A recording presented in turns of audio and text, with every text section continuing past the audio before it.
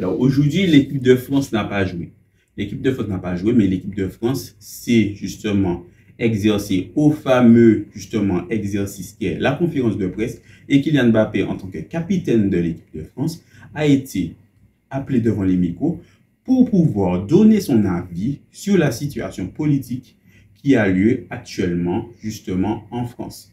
Puisqu'on sait tous que le Rassemblement national, le parti justement de Marine Le Pen, a pris beaucoup de galons et d'épaisseur ces dernières années, puisque certaines personnes pensent que c'est ces derniers mois-là seulement, mais non, ces dernières années, et se retrouve aux portes, je dirais, des législatives.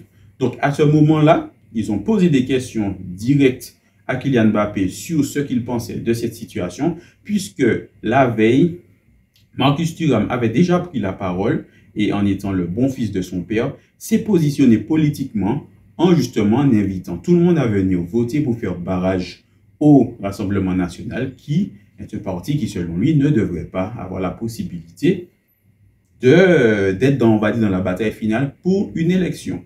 Donc, Kylian Mbappé ne s'est pas caché. Kylian Mbappé a répondu et qu'il a dit qu'il est justement totalement sur la même longueur d'onde que son coéquipier Marcus Thuram, et que justement qu'on ne devait pas, nous Français, laisser les extrêmes passer au pouvoir ou prendre le pouvoir. C'est pour ça qu'il invite tout jeune et moins jeune à venir voter, parce que faire son devoir civique, c'est très intéressant.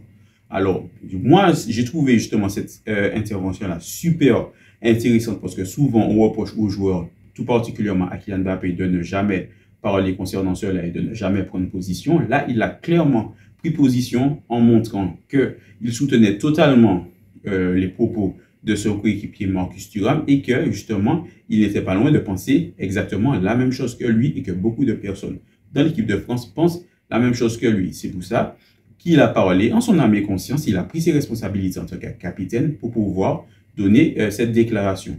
Conférence de presse qui a surtout beaucoup plus tourné autour de la politique que justement du match qui est censé avoir lieu demain.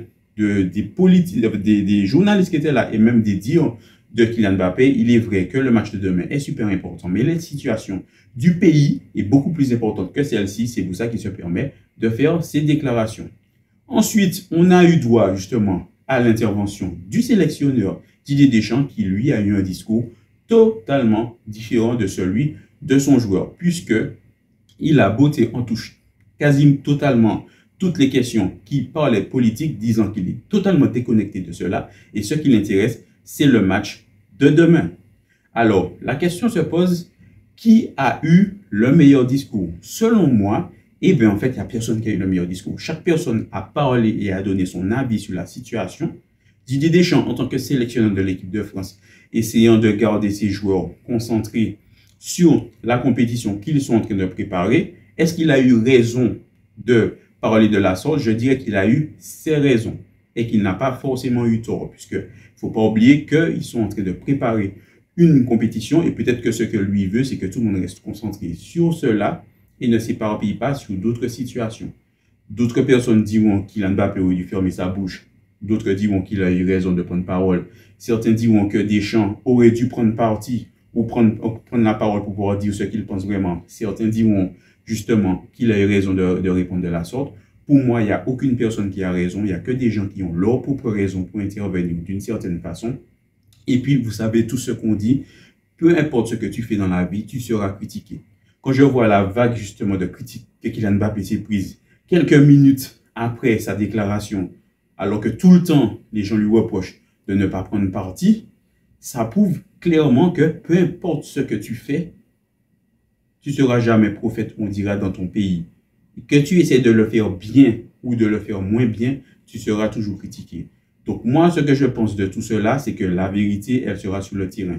Et si jamais l'équipe de France gagne demain, personne ne refera justement de chipotage sur cette histoire. Par contre, si la France vient à faire une contre-performance demain sur le terrain, tout le monde s'en donnera à cœur joie pour pouvoir venir dire que l'équipe de France n'était pas concentrée sur le match, ils avaient plus la tête à autre chose et qu'ils devraient plus se concentrer sur le terrain parce que ce sont des joueurs de football et ils sont payés pour cela. On sait tous comment cela justement va se terminer. Donc j'espère juste pour l'équipe de France qu'ils vont gagner demain. Moi perso, Je suis content que certains joueurs commencent enfin à prendre position parce que c'est important. Moi, étant également issu d'une minorité, c'est-à-dire de la communauté noire, je trouve que c'est très important dans notre pays pour que les personnes qui ont beaucoup de visibilité puissent prendre cette parole-là et puissent s'exprimer. Mais je tiens à préciser les gens qui se sentent de s'exprimer. Comme Kylian Mbappé l'a dit en conférence de presse, c'est pas tout le monde qui est à l'aise devant une caméra, c'est pas tout le monde qui est à l'aise devant un public, c'est pas tout le monde qui réussit à avoir le discours pour pouvoir réussir à retranscrire ce qu'il pense. Et plutôt que tes propos soient détournés ou mal compris, si tu ne te sens pas, c'est mieux de t'abstenir. Mais ça ne veut pas dire parce que tu t'abstiens de parler que tu ne soutiens pas justement, on va dire, la cause. Donc moi, je dis un big up à tous ceux qui œuvrent dans les coulisses, qui œuvrent un peu dans l'ombre, et je dis aussi un big up à tous ceux qui osent se mettre dans la lumière et prendre position. C'est tout ce que j'avais à dire justement sur ce sujet. Vous n'hésitez pas à me dire ce que vous en avez pensé en commentaire, toujours bien sûr dans le respect le plus total. En attendant, moi je vous dis au revoir et je vous dis rendez-vous demain pour une prochaine journée débrief de football. Parce que le foot, c'est la vie. Et oui, c'était K.O. À demain.